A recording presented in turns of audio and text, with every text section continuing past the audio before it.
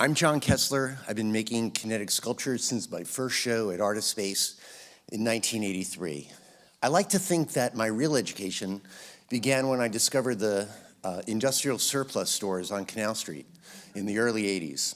I'd buy the owner's coffee, and they'd teach me how to wire up used washing machine parts.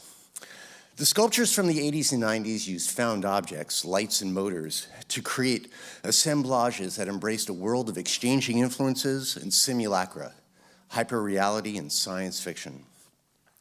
I was drawn to gaudy colors, fake plants, kitschy figurines, and blinking lights.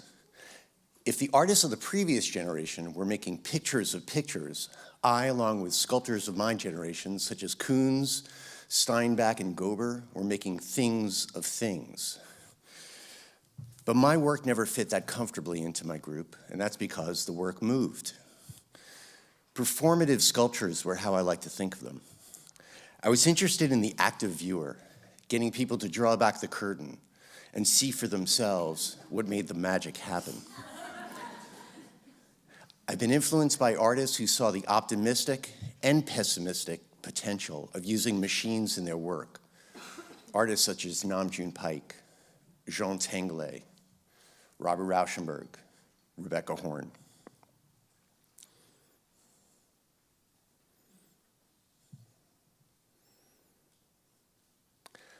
The work changed after 9/11 when I introduced video into my sculptures.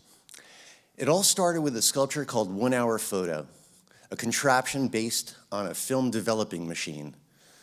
I couldn't get the image of what the terrorists would have seen in the cockpit out of my head, so I decided I'd try to simulate it using postcards of the Twin Towers and a tiny surveillance camera. The introduction of a new medium, video, sent the work into a different direction, one that was more political and socially charged. 1 Hour Photo was a centerpiece for a show of new video works in 2004 called Global Village Idiot, a show that implicated the viewer, casting the audience as spectator and performer, voyeur and exhibitionist. The following year, at MoMA PS1, the Palace at 4 a.m. was my first installation. 10 miles of cables, 60 mechanisms, hundreds of monitors came together to form the piece that I think of as my apocalypse now, my trip up the river, trying to come to terms with the insanity that was that war in Iraq.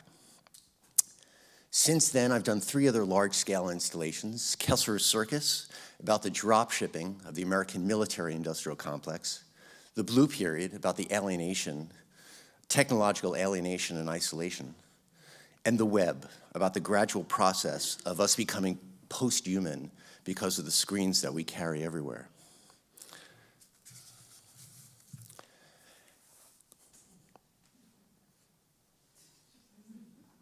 And that brings us to The Floating World, my newest large-scale installation and the reason I'm here. The Floating World is about climate change, melting icebergs, rising sea levels, stronger storms, more severe droughts. Now, I know that sounds really cheerful, but just as the Palace at 4 a.m. dealt with the war in Iraq as art, this piece is not meant to be didactic. My ideas will find expression as a material to be sculpted. The Floating World is housed in a 40-foot vinyl iceberg built like a bouncy castle that's constantly inflating and deflating with the help of this guy, an animatronic polar bear on an exercise bike. Flat screens mounted on scaffolds support the inflatable and play live video feeds created by the mechanisms that can be found in the caves and tunnels of the iceberg.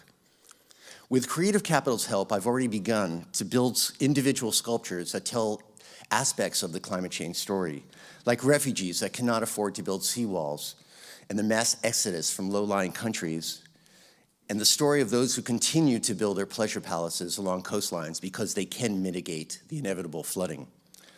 Meanwhile, projections of flight attendants beckon the audience in, maybe to log on to a hotspot or join the Mile High Club. It all climaxes as disco lights embedded in the iceberg come alive. The flight attendants join together in a song that I'll write, and the piece becomes a delirium of fossil fuel burn and climate change denial. Like all my work, The floating world exploits, entertains, and critiques at the same time. So what do I need? The initial funding for this piece unfortunately dropped out, so I am looking for production costs, production funds, but I'm also looking for venues and a viewing public that would be interested in this chilling installation about an increasingly hot topic. Thank you.